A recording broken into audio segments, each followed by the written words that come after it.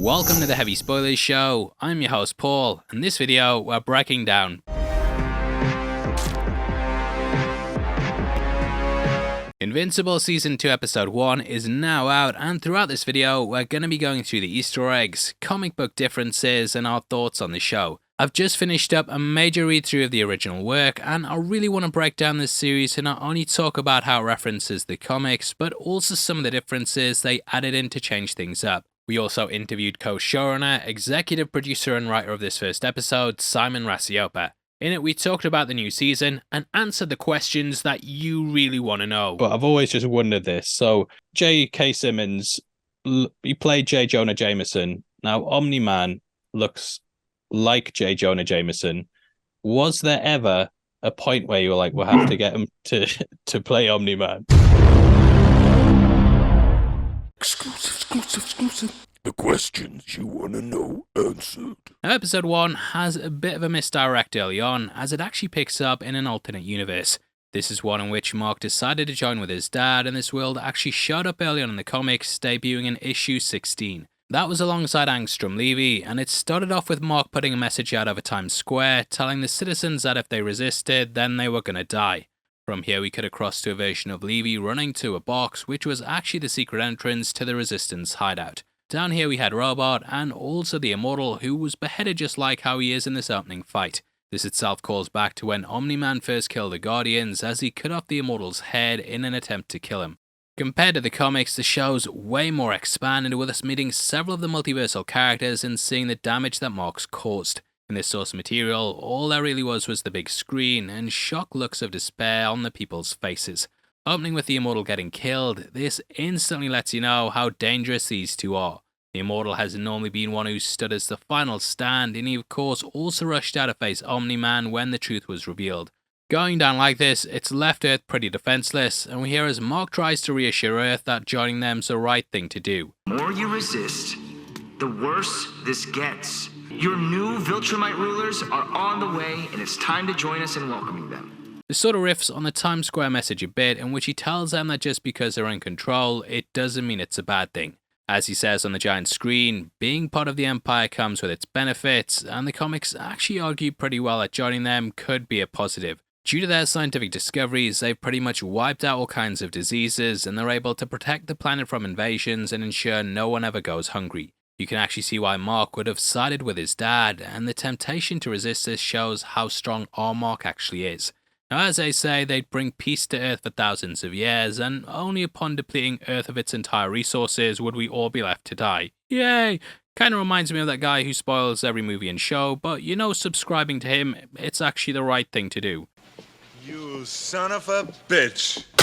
Now, they're obviously completely oppressive people that would use humanity and stomp us out, and thus the resistance has started to mount up against them. These broadcasts are something that we've seen in the series before, with Omni-Man delivering a message worldwide during episode 3. The citizens are terrified, and that takes us to Levy, or rather a version of him that we see moving throughout the streets. He wears a hood to cover himself, and this is similar to what we see some of the civilians wearing during the comic broadcast. Going into the secret entrance, which is located in a bus instead, we see far more of a hive of humanity than what we got in the comics. Robot is also in his original form too, as in this world he didn't get to change, whereas in the other he did. Now in the comics this happened much later on than when it was positioned in the first season, with him not being copied into a clone until issue 35. Mark fought his dad during issue 12, so you can see how much they've changed things up. I think that in this multiverse, they may have killed the Maulers, who then couldn't help the transfer, and thus he got stuck like this. The Maulers not being here explains why Levy doesn't recruit them, so I'm kinda joining the dots here and trying to figure it out. Now as we learn, Rexplode was killed too, and Eve's turned into her Nightmare Timeline version. This is a completely new addition for the story, and they also tease that Mark and Eve were an item. If you read the source material, then you'll know certain things they're hinting at, and it's awesome to see these different alterations. I kind of view the comics as its own multiverse thing too, and I love seeing the changes and surprises that they bring. Feels way more brutal with how it plays out here, and what Mark does to Eve is so fucked up. And I was thinking, she's sort of like almost a metaphor for what humanity's going through. Like, she gets her neck snapped, she's paralyzed, but Mark's gonna care for her. And that's kind of what I was thinking humanity was like, you know, we're very much going to be held in place by this Viltrumite invasion. We're going to get cared for because they've got all their sciences, but also there's this horror that's kind of hanging over it. And I just love that moment, seeing the tear almost run down her face. And obviously you guys added that in. Was scripting that out, was it just an aha moment of, we figured a way to kind of transform this into one big gut punch? Because that's what it feels like. It's just so messed up seeing it happen. Oh, good. I'm glad it affected you that way, because that was the intention. Yeah, it was to show you what Viltrumite occupation would be like, And for Eve, it's basically, I love that metaphor that you brought up. That's basically what it is that, we'll be alive, but really, are you going to call it living? With the Viltrumite empire's knee on your back. And also, they're not just going to keep us alive to keep us alive. They're going to keep us alive to draw out the resources of our planet, to use it as a staging base to take over other planets. Like, yeah, we'll be alive, but nobody wants to live like that, and neither does Eve in that scene. So that's a way to take a really big idea and make it very personal and show it on screen happening in front of your face, rather than having to do montages of the Viltrumites arriving with their ships and stuff like this. We try to make it personal. Yeah, I think that the way you've used the multiverse as well to just show kind of both sides on it, to show what an invasion actually looks like, and then it kind of adds more weight to why Mock had to stop his father from initiating it. What's so messed up is Omni-Man and says, so that's what you were practicing on those protesters last week. And at this point, Levy speaks up, with Sterling K. Brown delivering a chilling monologue. All Omni-Man cares about, though, is getting his lunch and murdering en masse the rest of the Resistance. You can just see the terror on their face, and it's such a chilling way to open up the season. Now Levy 2 gets grabbed by the Prime version of himself, who in both opens up a portal and pulls himself through. What they've done with the show is kind of condense several of his moments across the issues so they can tell a major part of his arc during one episode. For example, in the comics, he'd have things dotted throughout and would rescue the Maulers during issue 17. Then issue 22, he'd be working with the Machine, with issue 24 being where they combined all their brains. What you get is a way more streamlined story, and also his Prime version explaining what's going on. Basically, the way Levy works is that there's a version of him that can open up portals, and this allows him to travel across the multiverse. The second season, it takes a big focus on the multiverse with the introduction of Angstrom Levy. Now, multiverses are obviously a big thing in the comic book industry right now, and I was wondering, coming into this, if there was anything that you guys thought, how are we going to differentiate this and make it really pop? Sure. Yeah, I mean, well, one of the big things, obviously, Invincible is based off the comic book series, which just celebrated its 20th anniversary. So, Robert did this multiverse thing in his comics 15 years ago, at least. So, we're not hopping on the bandwagon. We're just catching up to where it happens in our source material. So I think our approach too is we're not approaching it to make a multiverse story. No one's it's not like we've had multiple iterations of Batman or multiple iterations of Spider-Man or the Flash. Those don't exist for Invincible. So it's we don't have that nostalgia thing of let's see all this, let's see Michael Keaton again. That's amazing, or let's see all the different Batmans together, all the different Ninja Turtles together. So that was never our intention. We were never doing this as a response to any of those other movies, which, by the way, are great, and I love them all. They're awesome. Ours is a little more character-based. We're actually more telling the story of Angstrom Levy, and he happens to have this power. This is his background, that he can travel through dimensions. So we started with the character first in the comic books and just focused on that rather than trying to be okay, this is our multiverse version. It's not that. We're doing a character story, and just the multiverse happens to, be a part of it, I guess. Definitely. We also get this super cool line. But you should have died at birth. This plays into the whole Viltrumite philosophy of survival of the fittest. The closest big example I can think of is America Chavez, though Levy debuted almost 10 years earlier. Unlike America, he stays in the same spot across all realities though, whereas she's able to jump about from place to place. So for him, say he'd be sat in his living room and then jump through a portal, he'd still end up in his living room in an alternate reality. If there was something else there, then he'd hit whatever that is, so he needs all the knowledge from the other Angstroms to navigate the multiverse. This is also how when the Maulers escape the prison, they see a dead version of the guard because they're in the position the prison was, just in an alternate universe. So basically, Angstrom could warp into the prison, pull them out, and warp to another reality, walk outside the limits of the ground, and then warp back to be outside. Now in the main timeline, we cut to Mark at the site of the last place that he saw his father at. Broken and beaten, the blood still remains, and this was a really defining location for him in so many ways. It's also the place we started at the beginning of episode 4, and we have the site where he grew closer and further apart from his father. To the sound of Karma Police, we hear Tom York singing over the top of Mark going about his superhero life. It's clear he's just going through the motions though and doing it for the sake of doing it, rather than finding it fun and exciting like he used to. Now the term Karma Police was coined by the band when they said they'd call the Karma Police if someone did something bad. What it really meant though is dealing with feelings of stress and having people look at you in a negative way. That's something Mark has to deal with, and obviously people no longer trust superheroes, which we kind of see the reactions of as he flies past a giant screen. I think this is the same place where Mark broadcasts from in the alternate dimension, and we can even see the same woman from that intro scene standing with the crowd. Now any kid who's watched their parents go through a divorce will instantly be able to relate to this, and you can just feel the isolation and almost guilt seeping through the screen as Mark moves through the city.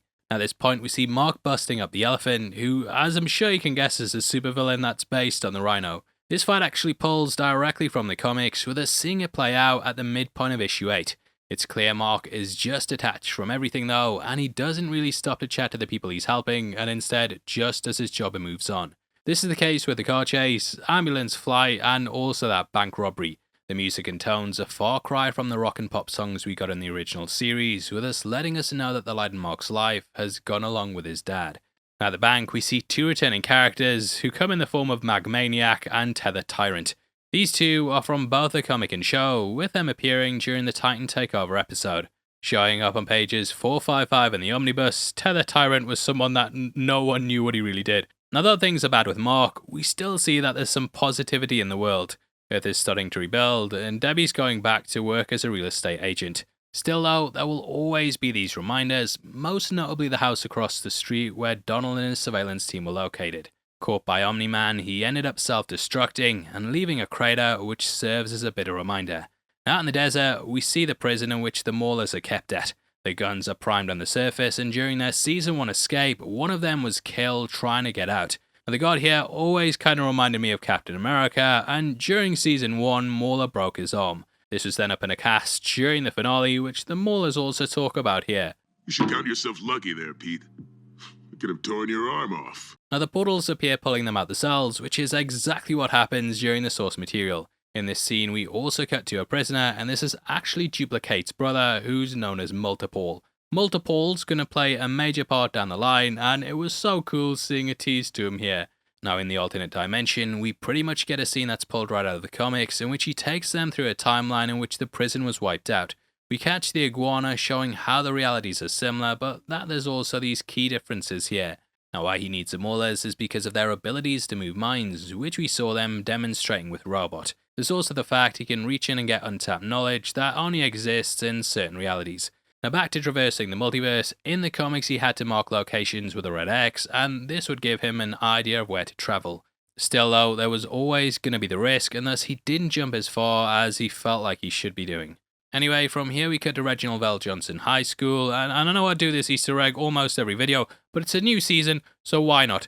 Now Reginald VelJohnson High School is named after the actor who played B.N. Winslow during Family Matters. This character then inspired Principal Winslow's design, who Reginald VelJohnson now provides the voice of. Also made me wonder about J. Jonah Jameson, because I know there's lots of things going on with J.K. Simmons. But I've always just wondered this. So J.K. Simmons, he played J. Jonah Jameson. Now Omni-Man looks like J. Jonah Jameson.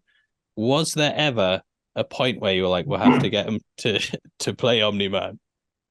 You know what? One of the reasons that we looked at him early on and wanted him for the role was I saw him in Whiplash. Yeah. And he scared the shit out of me in Whiplash. But also it starts the movie being like kind of this nice guy, and he's able to flip between being a normal person, like a normal dad, and the most terrifying person ever on film. And that is Omni-Man. We knew Omni-Man was going to have to make that change. He was going to start off being this great dad, but also have these enormously dark places he would go to and these really terrifying moments. You know, I always think of Viltrumites as being like a great white shark. Like you're in the water and there's great white sharks swimming around. And if it chooses to kill you, that's just what's going to happen. So it's this terrifying moment of just not knowing what he's going to do. And seeing JK and Whiplash, I was like, we need to look at him. Like this is the kind of the change, the dichotomy that we need for this character. So yeah, so that was one of the reasons we went with JK and looked at him early. Of course, I mean he's an incredible actor 100 times over. And he but, looks, for J. me, Jonah Jameson looks like Omni-Man, yeah? Yeah, I have to get this right. Yeah, I mean, like they kind of look the same, I guess. But honestly, that's not why we cast him. I wish it was. No. We should just cast every character who just looks like the actor who looks the most like the character. Yeah. Now inside we see as Tog hugs it out with Mark, and you might remember him from the first season as being someone who hit him. This happened in the exact same spot, but we can see Todd's letting up here because of what's happened with Mark's dad. Now the cover story for Nolan being gone is that he was killed in the house explosion, whereas in the comics they put it down to a car crash. That house didn't actually appear in the comics, and I really enjoyed this improvement to kind of tie the two events together. Now we cut to the Burger Mart where Mark used to work, and we see as he's meeting up with Cecil. This is a slight change from the comics, as in those Cecil met him in his room, and then Mark went out to Burger Mart with William and a buddy. At this point, his old manager confronted him, whereas that was a scene that they used in Season 1. Now all Mark wants to do is go back to saving people, and this is to make up for what happened during that massive fight. Cecil says that he needs to focus on his grades though, and that will be the best way to get his head straight. All Mark wants to prove though is that he's not his dad, which is a theme that reappears throughout the rest of the episode.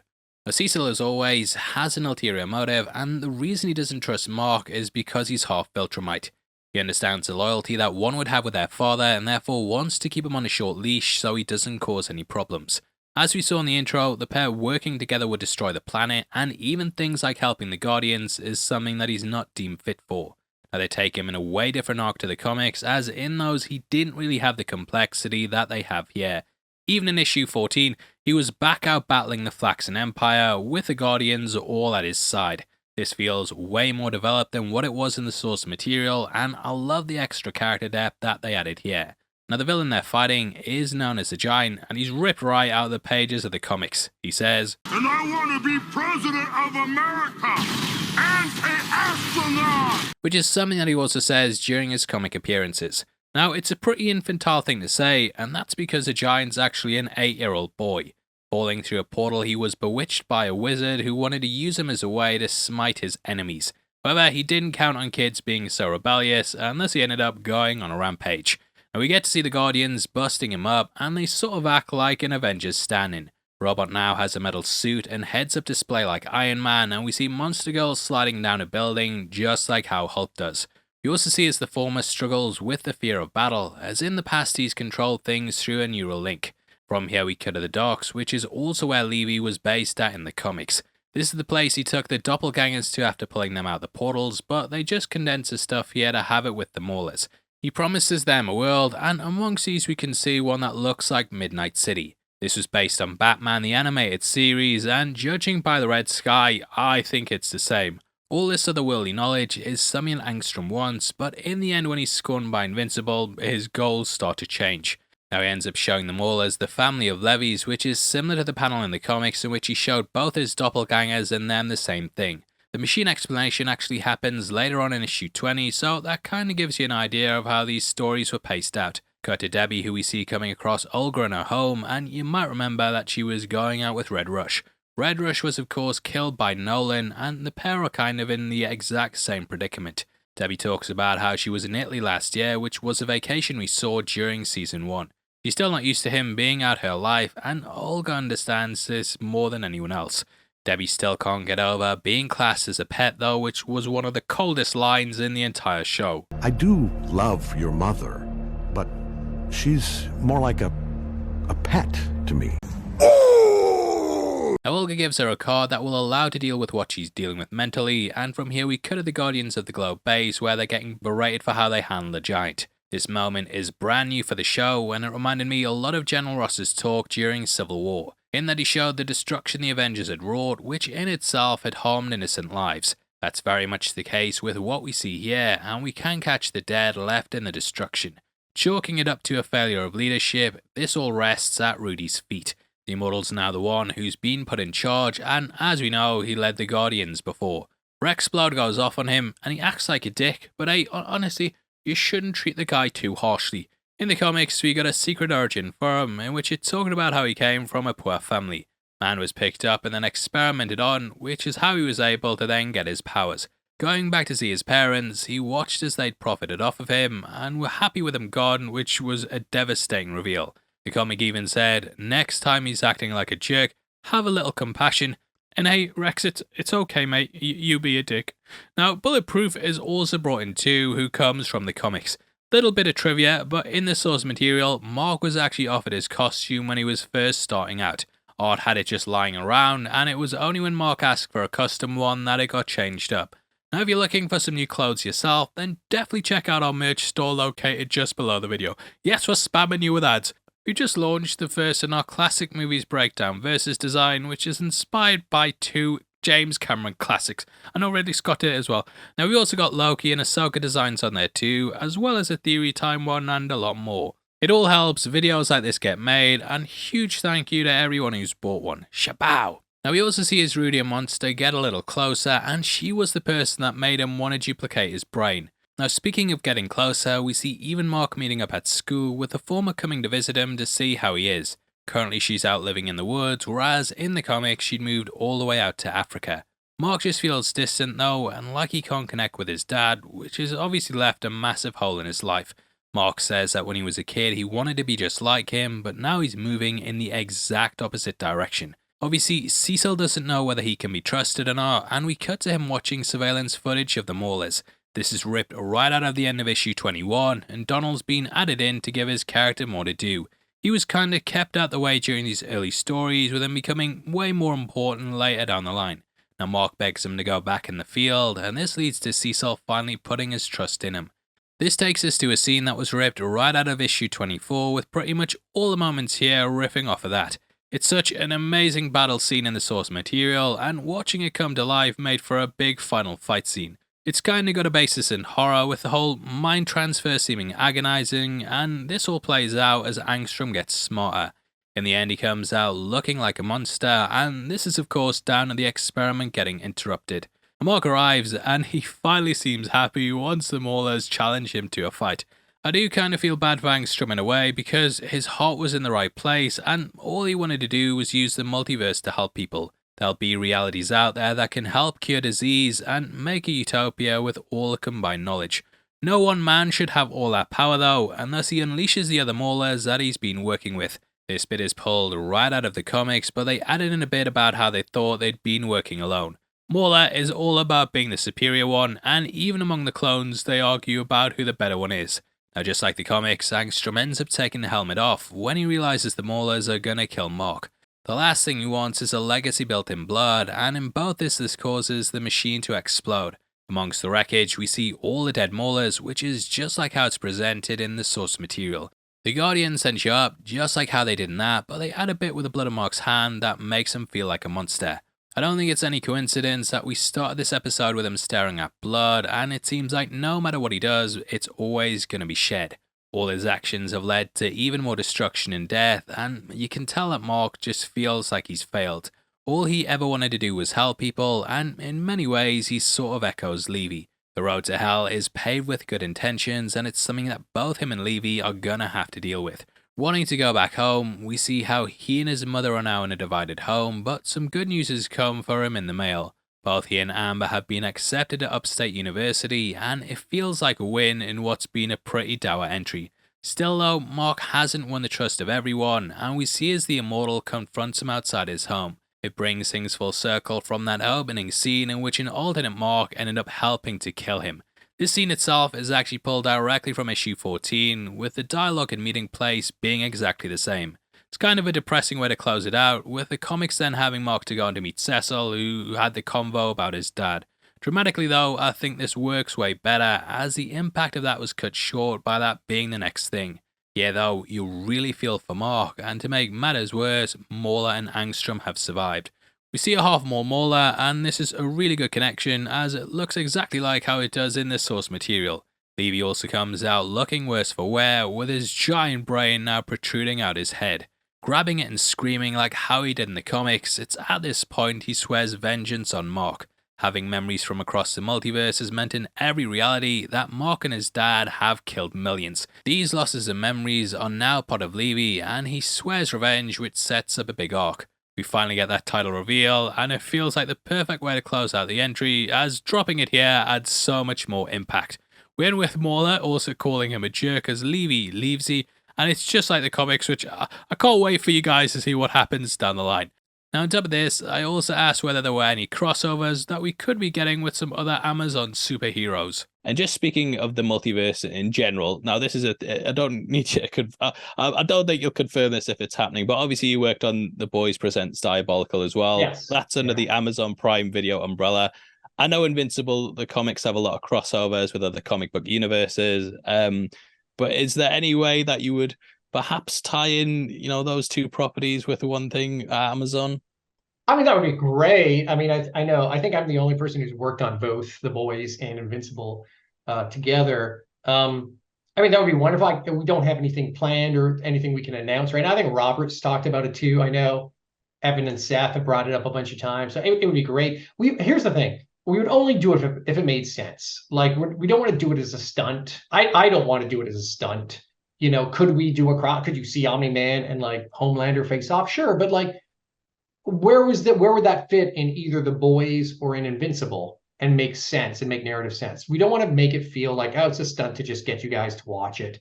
I mean, besides, people do that. There's already someone did a great animation of Homelander versus Omni-Man online on YouTube. That I think is amazing and hilarious and great. I'm like, oh, someone already did it better than we would do it. So that's the thing. I don't want to sacrifice the narrative and the emotion of either show to make a crossover where it doesn't make sense. So if something came up that felt real and felt good, I'm sure we would have a conversation and talk about it. That hasn't happened yet. No, I think the new Mortal Kombat game as well has got them both in as a bonus character. It does, yeah. And of course, but that's its own universe. That's its own. Yeah. No, that looks really cool. So yeah, lots to look forward to, and I really enjoyed this first entry. I know I probably obsess over issue numbers and stuff and blah blah blah, but look, mate, I'm a nerd. I always love how they combine certain storylines, take them in new directions though, and generally just change the flow and where the series is going. They added so much depth here and made Mark a way more layered character than what I was expecting, because the comics, they kind of brushed over it. Here, it's far more introspective, and it perfectly deals with the depression that you often have when a parent's no longer in your life. I know you guys can apply this to a lot of things as well, and it just adds an extra layer of relatability in a show that's dealing with superhumans. Really good first episode, filled with action, emotion, and in the end, some nice twists and turns. Also, just had like the sheer fucking hell moments that Invincible's known for. Huh, so that's what you were practicing on those protesters last week. And yeah, did I enjoy that? Not really, but I was entertained, which might make me a sicko. Now, obviously, I'd love to hear your thoughts, and we will be back next week with even more bits from our interview with Simon. Make sure you stay subscribed, and also let me know your thoughts below on what you want to see in the season. Please drop a like on the video, and if you want to support the members of the channel of the Spoiler Society, then please click the join button. Get early access to videos every week, and it goes such a long way to helping us out. Now, if you want something else to watch, we've also got a video on screen right now. We're pumping out so many at the moment, so yeah, please head over there after this. We've got covering Loki, covering Gen V, they're all wrapping up, and yeah, hopefully I'll see you guys over at one of those videos. Out of the way, huge thank you for clicking this. I've been Paul, I'll see you next time. Take care, peace.